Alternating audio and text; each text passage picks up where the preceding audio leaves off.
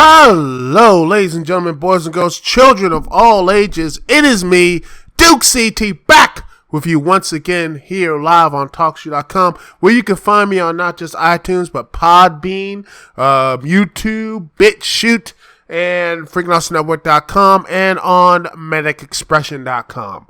So, yeah, we are going to have an interesting talk. We're going to bit of that wrestling situation. We're going to talk a bit about some wrestling and such. See if you can hear me. Let me just make sure. Oh, wrong one. Much better. There we are. I think we're back. We're back. Hopefully, we're back. And let's see if everything's working. Yep, we're here. All that stuff. That's how you get. That's what is. We work here. Anyway, thank you so much for being here. Thank you so much for doing all the stuff here. And man, we got some stuff to talk about. First things up is Ring of Honor. Yes, the indie wrestling thing that has started since 2002. A lot of people have always talked about this company as the true alternative of like the true indie version of just the pure version of wrestling. Some would call this the ECW of our generation. Instead of the hardcore stuff, while Ring of Honor did have hardcore stuff in it, it did not have. It did not have. It was more for the pro wrestling. It was for the wrestling of stuff, the technical styles, and the stuff like that. And people care about what's going on in the ring instead of characters and the hullabaloo of what the mainstream had at the time. That was Ring of Honor. That was the whole thing of Ring of Honor. And if you want to get more into this, by the way, the chat room is always on lock. Chat room is always on lock here. But also, ladies and gentlemen, if you want to call in and connect to me, Dukect, the phone number is 605-562-0444. Once again, the number is 605-562-0444. And the call ID to connect to me, Dukect, is 92417. Once again, the number is 92417. And you just want to hook up with the microphone. You have mic headset, whatever, and connect the internet that way. You can just connect me via here, online, and such. So, let me just see something. No worries. The live stuff will be. Sorry about that. The internet just went away. Something. I don't know what's going on with my internet. It's weird. But anyway. Hopefully everything is working. Besides, worst comes to worst. That's why I have my Audacity here. So we can have the, recording and everything else here. So, so that stuff. So anyway, let's get back to the show. Let's get back to it. Ring of Honor. And this, something with Ring of Honor, and I'm talking about Ring of Honor because for the past couple weeks and for the past couple months, actually, ever since after G1 Supercard, ever since the G1 Supercard situation is that it's just... It was the show people just started not to show up. It got to a point when you look at, it was, I think it was starting June, and they just supposedly, I'm looking links in the description. I see Ringside News talked about this on June 2nd. It says some the Ring of Honor held TV tapings. Let's see, the article by Felix Upton. It says Ring of Honor had TV tapings last night in Kent, Washington, and they didn't pull much of a crowd. Some estimate 200 and 300 fans were there in the building. And I'll put the links here, and you will see in the video portion of the podcast, there's tarp. And that's, I'm like, that is in June, and when you have put tarp down, and this is not WWE, when they have other revenues and such, And like, okay, they're big and everything else, but this is where you're going. This is the indies, and when you have like Ring of Honor is not drawing these shows, and these shows are getting tarped. That is like real. It's getting this. It gets to a point that you're like, oh my goodness, what's going on here? What is going on? There's something fishy going on here, and it gets worse as it comes into August. This month, you see just more pictures. You see here from this article from Tim Rose from Lords of Pain. .net is that they just said just barely only mentioned a little over 1,000 people. This article said he said believes oversaturation might be his problem. That could be the case, but I don't think it's that type of oversaturation can be an issue. But I see like in other wrestling shows when there's other big events, they actually fill up. Like WrestleMania weekend, it's a boom for indie shows like Ring of Honor or New Japan. I know New Japan. Look, in America, it's not really well known. Like New Japan, MLW, all these stuff, they could get like really big returns on WrestleMania weekend and such. But in this article, Dave Meltzer, and I take his stuff with a grain of salt. And again, I don't like doing it, but again, a lot of people have he has that clout, and a lot of websites still follow him. And again, the article right here, it says that the most wrestling events in the area had low ticket sales and believed the oversaturation was a problem. Promotions tried to take advantage of the hype for SummerSlam by holding their shows during the same week, but more companies than usual held events this year, and fewer people are showing up. Super Kicked, Smash, Destiny, and Supercard were all, these other indie shows, by the way, were all held on the same night, which forced people to choose. And this is, in the pictures below, we're showing there's a lot of tarp and a lot less people showing up. It says, it's like a lot of people showed up after the second matches, but what does that say? And when people are not really showing up in the match August 11th. And then, reason why I'm talking about here, this story, this recently came up to one of my, Facebook friends, and I don't go to Facebook, this, John Carlos Vasquez. I mispronounced his name. Sorry for that. Dude, I follow on Twitter. Wrestling fan of Puerto Rico, down to Puerto Rico. Hope he's safe right now because the weather is like really rough there. I hope he's doing just fine and such. But I saw this Facebook story a couple days ago, and it's like, wow, what is going on? It's like, again, August 25th, and it's like this story right here from Wrestling News Source, and it says it's posted by Ben Jordan Curran, and it says professional wrestling might be on the cusp of another big boom period with a plethora of big names and promotions all vying for our attention. But one of the biggest independent promotions of the last decade, Ring of Honor, is seemingly struggling to keep pace. There has been much discussion as why the promotion founded in 2002 and pulled the likes of Daniel Bryan, CM Punk, Seth Rollins into the mainstream is struggling to draw attention, especially since the independent scene is smoking hot right now. And there's, you look at the video here, and it's like there was literally in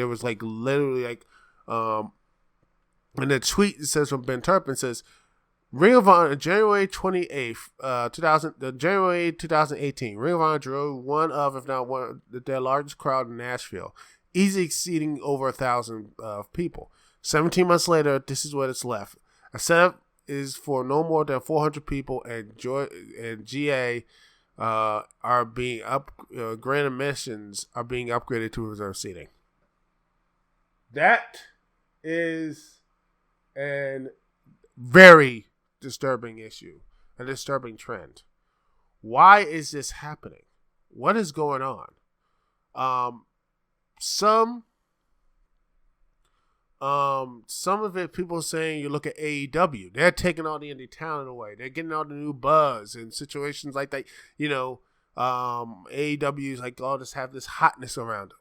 And I do agree, AEW has that new wrestling smell, a new company smell and such, and people are going to go into and see what's going on and see what the storylines and such. But I mean, this wasn't the case. Like, again, if that was the case, why were people going all? I mean, a lot of people seem to be enjoying Ring of Honor when it was G1 Supercard. That weekend, people seemed to have a lot of. I know they had a lot of bad stuff to say during, going in, after the show, but before the show, people were like, "Okay, what's Ring of Honor do?" A lot of people looked at Marty Scurll or Jay Lethal, and PCO, all those other interesting stars and such. And people were talking about them, but nowadays it seems that less people are showing up. Why is that? People want to ask this question of what is going on. Why is this happening? Why are we going into this road of why is nobody watching this watching the show? Why is no one watching Ring of Honor? To me, it's a lot of issues between, maybe some would say it's management. We look at this story right here is, the fan is with Bully Ray, supposedly, this fan incident and such. According to this is from the article right here from Sean Reuter. It says, in early June, an interaction between a member of the audience of Velvet Sky's Allure faction and Ring of Honor show in Portland ended up with Sky's fiance Bully Ray having taken the fan backstage for a private conversation. After the fan, Josh Keach, told his version of the story on Twitter, the wrestler involved, Ray, Velvet, Manny Lund, and Edgy Love, all carried on the social media. Many is pointing out the personal issues were not allowing whatever occurred to be addressed by a third-party event security, and ROH said they were looking into it. The company issued a statement later which basically announced that Keith should not have been taken backstage, apologized to fans, and said the investigation was ongoing, and it was still on people's mind. And at least one, let's see, there was a sign that said this stuff. It says, let me look at this. May I boo? So the people are saying, should I boo the heel people now or something? I don't know. It's just, there should have been a lot of fans were, a lot of people are just real pissed off at that situation. But supposedly they brought in, and I don't know what was the fans. If the fan was acting inappropriate, why did he need to take him backstage? I truly think the best way, if he was acting that inappropriate and getting people, if they're antagonizing female talent and such, then kick him out of the arena. You don't need to put him backstage and such. You don't know about that. But here it is. But anyway, let me get this here. Sorry. Right here, ladies and gentlemen, the rest of the statement here is actually says right here the 6 week the supposed 6 week plus old investigation. This is again from July 20th. This is right here. It says, we have now concluded our internal investigation into the events that occurred in Portland on June 2nd, and have taken appropriate action with all parties involved. Our code of honor, which calls for sportsmanship, respect, and honor in and outside the ring, is a core value for this company and one we will continue to strive to uphold. To our loyal and dedicated fans, we apologize for the incident that has inspired, and we encourage all of our fans to continue attending our events. Furthermore, we promise to continue delivering the best wrestling and the best live experience on the planet in adherence to Ring of Honor's policy, and will not comment further on these matters. This is so if there was any camera footage or punishment for the wrestlers or agents, ROH isn't going to tell us about it. The article continues on. It says Ray and Allure, Bully Ray and the group Allure could continue to be involved with ongoing booking. There haven't been any reports of this impacting Bully Ray's role in creative management for the Sinclair broadcasting and production. But if there were, those would be little more than rumors anyway. Maybe people, when that type of incident happened, maybe drew away from people. To me, that stuff right there, they seem to have moved on and apologized, and I think that could say, okay, that's not the main reason why people are not showing up. to your events and such. I mean, I doubt people will be still carrying anger for that incident about how bad it was. That incident should have been like, okay, you know what? That was a bad thing, but I don't think that was one thing that caused it. Some are saying the way the stories, the pro wrestling and such in the Ring of Honor, that's the reason why it's not doing so well. I say, you know, maybe I haven't watched it in a while.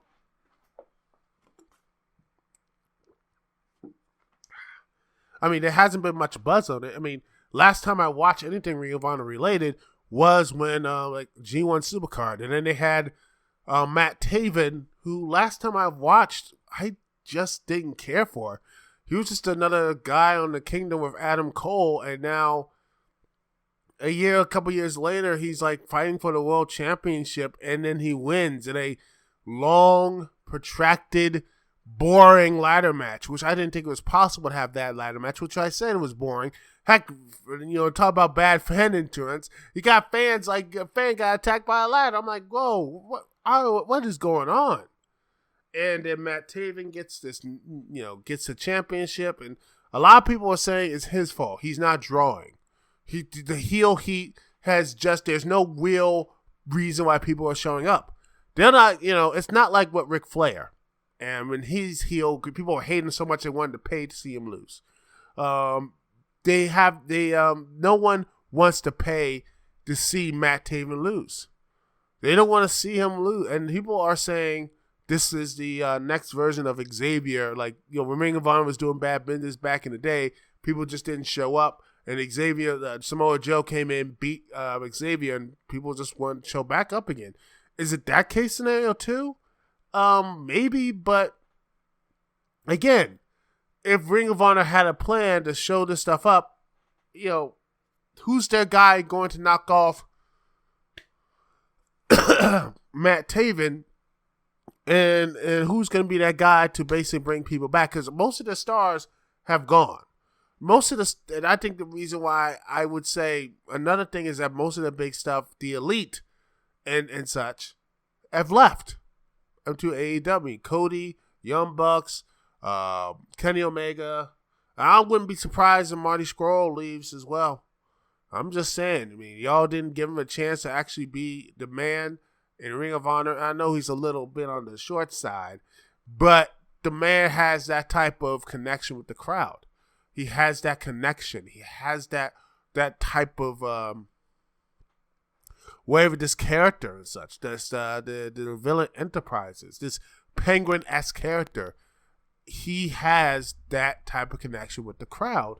And a lot of people are looking at this as like, well, you Ring of Honor they waiting for so long, and then that's why no one's showing up to it. No one's showing up because, like, well, what's the point of watching? Because the Ring of Honor is just, they don't know when to pull the trigger and such. And that's been the issue of Ring of Honor for many, many years. I mean, Ring of Honor has never really started to pushed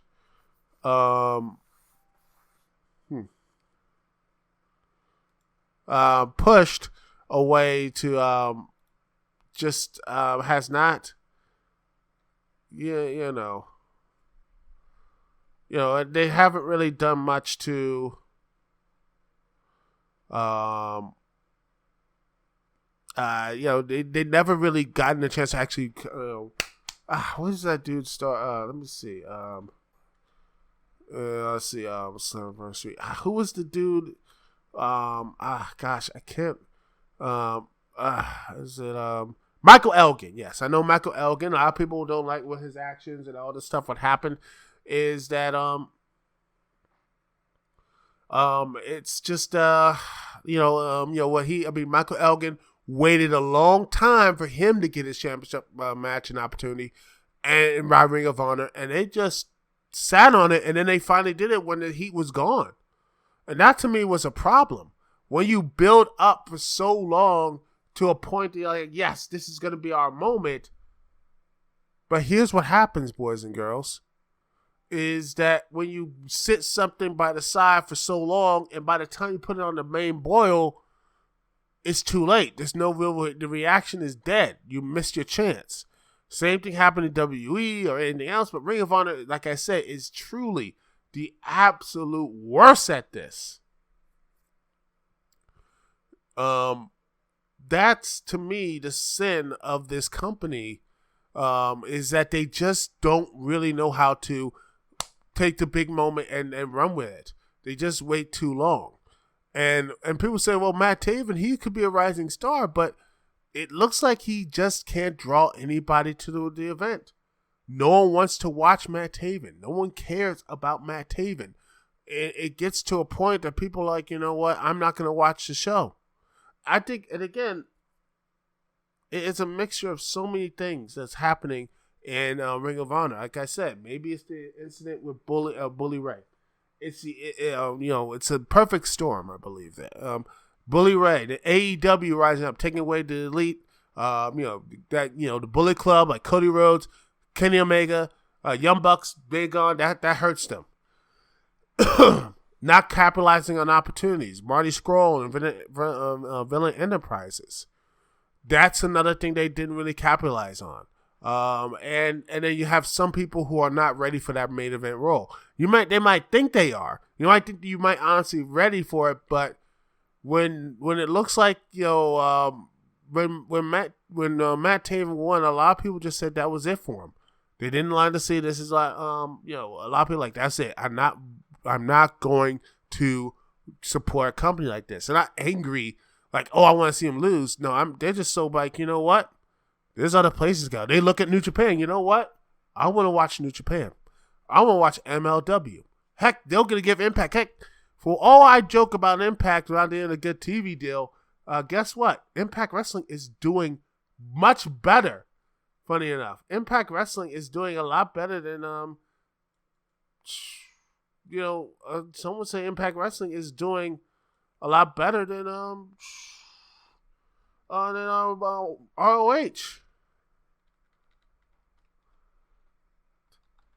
I mean, that's, who would have thought that? People just, people didn't think, no one thought this would happen, but they actually are. People are showing up to Impact Wrestling. People are showing up to the events and such, and people liking it. And Ring of Honor, what's happened to that position?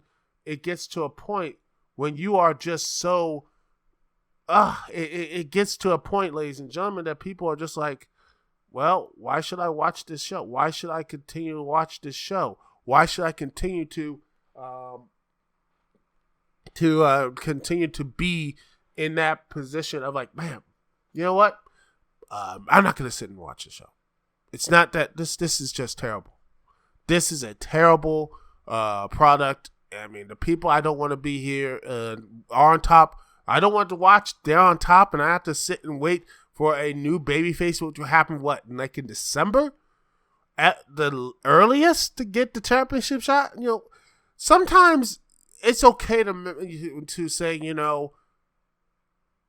yeah, we screwed up here. Just drop the belt and get someone else there.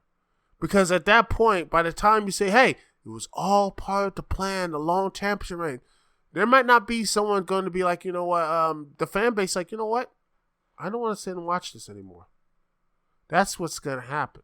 And that's the scary thing, ladies and gentlemen. That's the scary thing. Is that eventually people are going to be like, well, we'll find something else to do. We'll find something else to do. We'll find someone else to watch. Yeah. But anyway, we're going to take a small break. And as the,